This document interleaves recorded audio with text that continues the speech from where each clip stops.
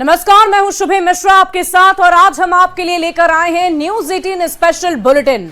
और इस खास बुलेटिन में आज हम देखेंगे कि चुनावी साल में बिहार में शराबबंदी पर सियासत क्यों हाई है, राजनीतिक दलों के साथ शराब माफिया की कैसी सेटिंग है, साथ ही कांग्रेस नेता कन्हैया कुमार के नए कांड के बारे में जानेंगे और ये भी देखेंगे कि पड़ोसी राज्य पश्चिम बंगाल में किस तरह हिंसा भड़की हुई है और सीएम योगी हिंदुओं को निशाना बनाए जाने को लेकर मुख्यमंत्री ममता बनर्जी से क्या सवाल कर रहे हैं।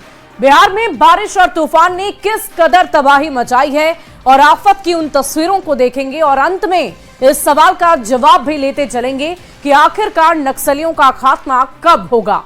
तो चलिए शुरू करते हैं न्यूज 18 स्पेशल बुलेटिन।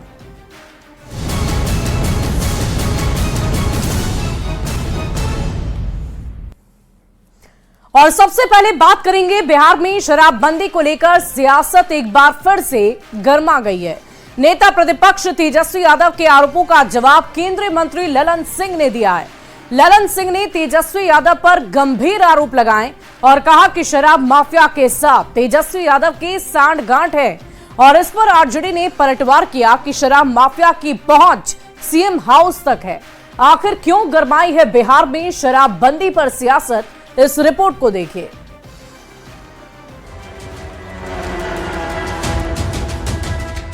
झूठी शराबबंदी के नाम पर दलित, अति पिछड़ों और अत्याचार के दोषी सरकार। शराबबंदी में कोई दलितों को परेशान नहीं किया जा रहा है। चुनावी साल में बिहार में शराबबंदी पर सियासत तेज हो गई है। लाल पानी पर हो रही राजनीति को लेकर पक्ष विपक्ष के नेता एक दूसरे पर लाल पीले हो रहे हैं। शनिवार को नेता प्रतिपक्ष तेजस्वी यादव ये कहकर राजनीति को गरमा देते हैं कि बिहार में झूठी शराबबंदी के नाम पर दलित और अति पिछड़ों पर अत्याचार हो रहा है। तेजस्वी के इस आरोप पर केंद्रीय पंचायती राज मंत्री और जेडीयू के सीनियर लीडर ललन सिंह ने पलटवार किया और उल्टे शराब माफिया के साथ तेजस्वी के सांठगांठ के गंभीर आरोप लगा दिए। शराबबंदी में कोई दलितों को परेशान नहीं किया जा रहा है। शराबबंदी की वकालत वो इसलिए करते हैं कि शराब वाले लोगों से उनकी सांठगांठ है और वो उनको फाइनेंस करते हैं। नीतीश सरकार पर शराबबंदी को लेकर टिप्पणी करने पर जेडीयू के नेता तेजस्वी पर चौतरफा हमले कर रहे हैं। केंद्रीय मंत्री ललन सिंह ये आरोप लगाते हैं कि तेजस्वी यादव की पार्टी राष्ट्रीय जनता दल को चंदा शराब माफिया देते हैं। शराब वाले लोग आरजेडी को फाइनेंस कर रहे हैं, जिससे आरजेडी मालामाल हो रही है। ललन सिंह ने ये जवाब तेजस्वी के उस आरोप पर लगाए जिसमें उन्होंने कहा था कि शराबबंदी की आड़ में अधिकारी अवैध कमाई कर रहे हैं। इसको पूरा भ्रष्टाचार का अड्डा बना दिया। 40,000 करोड़ से भी ज्यादा एक पैरेलल इकोनॉमी, एक ब्लैक मार्केट जो है बना दिया गया है। आरजेडी का आरोप है कि बिहार में शराबबंदी के ब्लैक मार्केट से पैरेलल इकोनॉमी खड़ी की गई है। आरजेडी के प्रवक्ता केंद्रीय मंत्री ललन सिंह पर ये पलटवार कर रहे हैं कि शराब माफिया की सांठगांठ तेजस्वी यादव से नहीं बल्कि मुख्यमंत्री आवास से है। जेडीयू के कई नेता शराब तस्करी में पकड़े गए, जिन्हें अधिकारियों की मदद से छुड़ाया गया। ललन सिंह आए, ललन सिंह को बताना चाहिए कि हरनौत में कौन था जदयू का प्रखंड अध्यक्ष, जो बड़े खेप पकड़े गए थे, उसके चलते आपने एक्साइज सुपरिटेंडेंट का ट्रांसफर करवा दिया। यहां पर आपको अस्थामा में जदयू के प्रखंड अध्यक्ष बड़े शराब के खेप के साथ पकड़े जाते हैं, कौन छोड़ाता है? अधिकारी को कौन ट्रांसफर करता है? विपक्ष और सत्तारूढ़ दल शराबबंदी पर आमने सामने है, एक दूसरे पर शराब माफिया के साथ मिली भगत का आरोप लगा रहे हैं। ऐसे में देखना होगा कि इन आरोपों में कितनी सच्चाई है और कितनी राजनीति। पटना संवाददाता अमित कुमार के साथ ब्यूरो रिपोर्ट न्यूज 18। और इधर कांग्रेस के नेता कन्हैया कुमार एक नए कांड में फंस गए। पीएम मोदी और आरएसएस पर विवादित बयान देकर कन्हैया कुमार मुसीबतों में घिर गए। बीजेपी ने कन्हैया कुमार के खिलाफ एफआईआर दर्ज करा दी है। बीजेपी ने कन्हैया के खिलाफ सख्त कार्रवाई की मांग की है। क्या है ये पूरा मामला, इस रिपोर्ट में देखिए।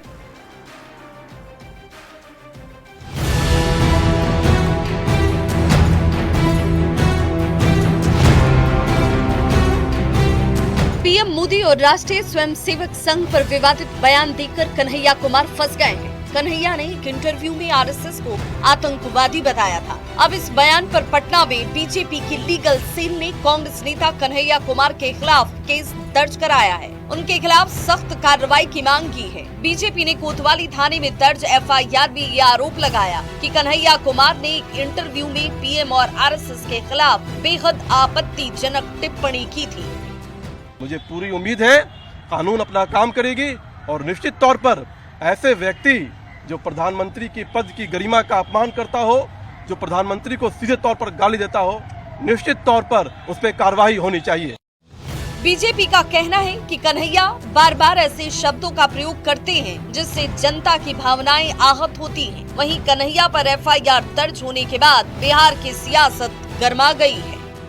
कन्हैया के खिलाफ थाने में रिपोर्ट दर्ज कराना एक राजनीतिक विद्वेष के अलावे और कुछ नहीं। तो पहले अपने गिरेबान में झांके, फिर इस तरह का रिपोर्ट दर्ज करने जाए। उन्होंने कुछ ऐसा आपत्तिजनक नहीं कहा है। भारतीय जनता पार्टी के नेता मर्यादा भूल करके, मर्यादाहीन भाषा इस्तेमाल करके जिस तरह से विपक्षी दलों को टारगेट करते हैं, जिस तरह से विपक्षी दलों के नेताओं के संबंध में अपशब्द भाषा का इस्तेमाल करते हैं, ये सर्वविदित है। और उसके बावजूद भी भारतीय जनता पार्टी के नेता अपने मर्यादाहीन भाषाओं पर, अपने मर्यादाहीन आचरण पर एक शब्द नहीं कह पाते हैं। कांग्रेस पार्टी के नेता जिस प्रकार से आदरणीय प्रधानमंत्री जी पर टिप्पणी किया है, ओछी शब्दों का प्रयोग किया है, मैं समझता हूं कि पूरे मामले पर पटना पुलिस की नजर है और पटना पुलिस पूरे मामले को जांच पड़ताल कर संदर्भित कार्रवाई करने की दिशा में आगे बढ़ेगी।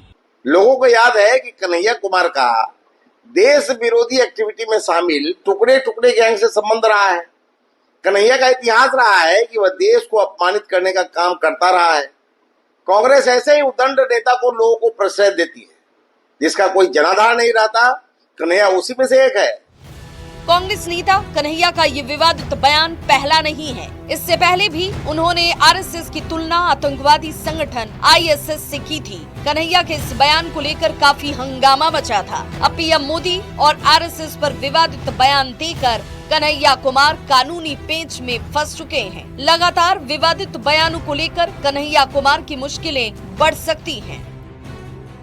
न्यूज़ 18 के लिए पटना से संजय कुमार की रिपोर्ट। और संविधान निर्माता और दलितों के मसीहा बाबा साहेब भीमराव अंबेडकर की जयंती पर राजनीतिक दलों की ओर से कई कार्यक्रम आयोजित किए जा रहे हैं। जेडीयू ने भीम संवाद का आयोजन किया तो बीजेपी ने पटना में जय भीम पदयात्रा निकाली। हालांकि अब इस पर सियासत हो रही है कि बाबा साहेब अंबेडकर और दलितों के लिए किसने सबसे ज्यादा काम किया। इस रिपोर्ट के जरिए देखिए।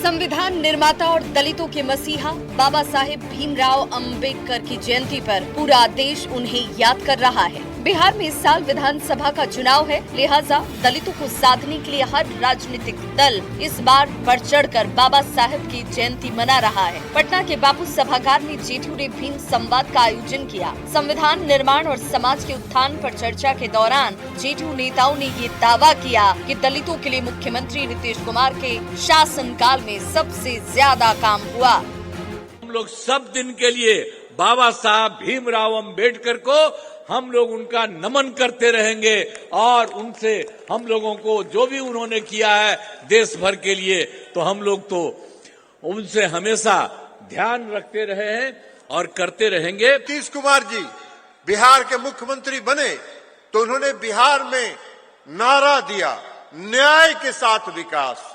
न्याय के साथ विकास का मतलब ये था कि समाज के हर तबके के साथ न्याय। एक ओर जेडीयू का भीम संवाद कार्यक्रम तो दूसरी ओर बीजेपी की जय भीम पद यात्रा की चर्चा खूब हुई। बाबा साहेब भीमराव अंबेडकर की जयंती पर बीजेपी ने पटना गांधी मैदान से हाई कोर्ट तक जय भीम पद यात्रा निकाली, जिसमें श्रम एवं रोजगार मंत्री डॉक्टर मनसुख मांडविया, प्रदेश अध्यक्ष दिलीप जायसवाल, डिप्टी सीएम सम्राट चौधरी और विजय सिन्हा समेत पार्टी के कई बड़े नेता शामिल हुए। समाज के सर्व वर्ग को आगे बढ़ने का अधिकार भी दिया। हमें इस कॉन्स्टिट्यूशन से प्रेरणा लेनी है। हमें बाबा साहब के जीवन कवन से प्रेरणा लेनी है और विकसित भारत का रास्ता तय करना है। उनका जो योगदान संविधान से लेकर देश के लिए चिंता करने का रहा है, हम उनको आज श्रद्धा सुमन अर्पित करेंगे।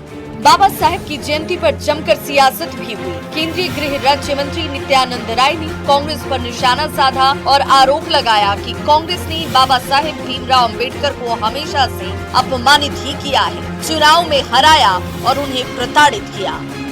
भारत रत्न की उपाधि नहीं दी, अंबेडकर जी को इतना प्रताड़ित किया गया, अपमानित किया गया कि उनको नेहरू मंत्रिमंडल से इस्तीफा देना पड़ा।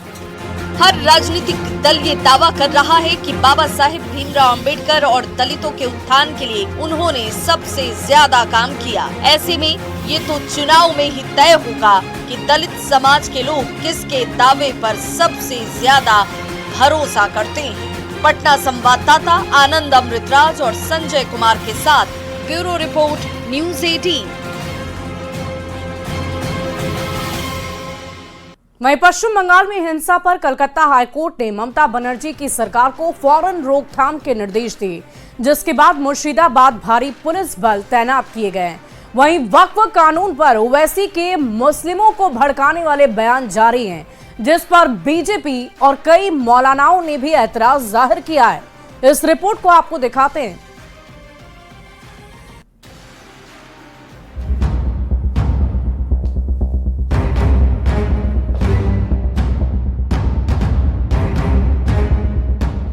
वक्फ कानून के विरोध में पश्चिम बंगाल में हुए हिंसक प्रदर्शनों को लेकर कलकत्ता हाईकोर्ट के आदेश के बाद पुलिस और पैरामिलिट्री के जवानों की संख्या बढ़ाई गई है।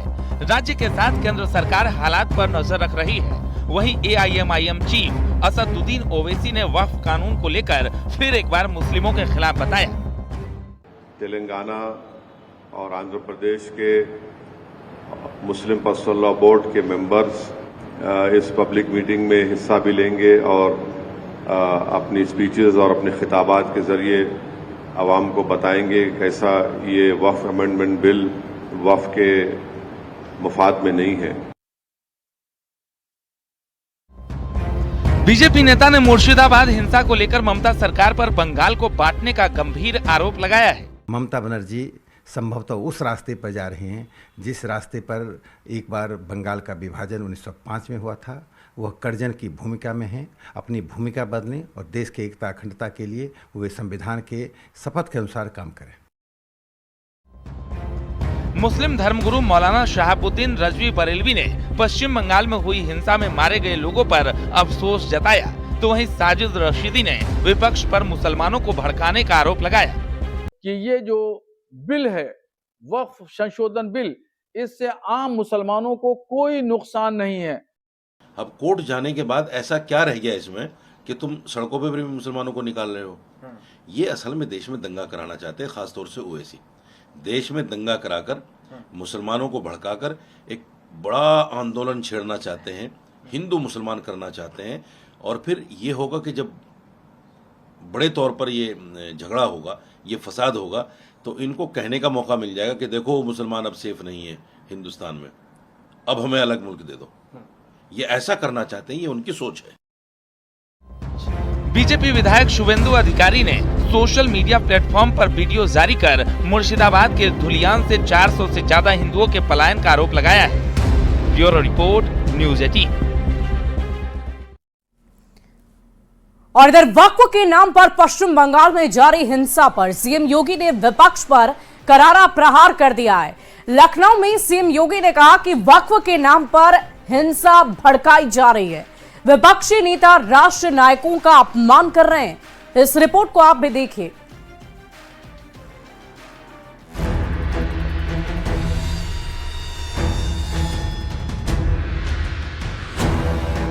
पश्चिम बंगाल में वक्फ कानून के बाद हिंसक प्रदर्शनों का दौर जारी है। अब तक 150 से ज्यादा उपद्रवियों को गिरफ्तार किया जा चुका है। लखनऊ में सीएम योगी ने पश्चिम बंगाल की हिंसा को लेकर विपक्ष पर करारा प्रहार किया। मुर्शिदाबाद 3 हिंदुओं की निर्मम हत्या हुई, उनके घरों से खींच करके उनकी हत्या हुई। और ये सब कौन है? ये सभी वही दलित हैं, वही वंचित हैं, वही गरीब हिंदू हैं। जिसको इस जमीन का सर्वाधिक लाभ मिलने वाला है। सीएम योगी ने कहा कि वक्फ में लाखों एकड़ जमीनों पर कब्जा किया गया, अब कार्रवाई हो रही है तो वक्फ के नाम पर हिंसा भड़काई जा रही है। के नाम पर लाखों एकड़ लैंड कब्जे की गई है और उनके पास कोई कागज नहीं, कोई राजस्व रिकॉर्ड नहीं, और राजस्व रिकॉर्ड नहीं तो सभी को वापस लेने की कार्रवाई जब इस संशोधन विधेयक संसद में पारित हुआ है और अब इस पर कार्रवाई हो रही है तो इसके लिए हिंसा भड़काई जा रही है। सीएम योगी ने पूछा कि पीड़ित हिंदू अगर हिंदुस्तान नहीं आएगा तो फिर कहां जाएगा। कांग्रेस, एसपी, टीएमसी उनके खिलाफ रहे हैं लेकिन बीजेपी ने उन्हें अपनाया।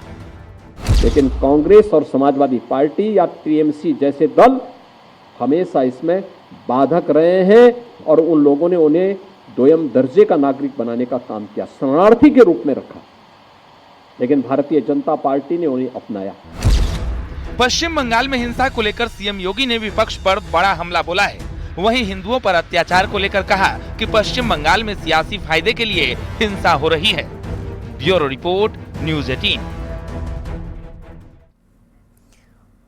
और न्यूज़ 18 स्पेशल बुलेटिन में अभी के लिए बस इतना ही। आप बने रहे न्यूज़ 18 बिहार झारखंड के साथ।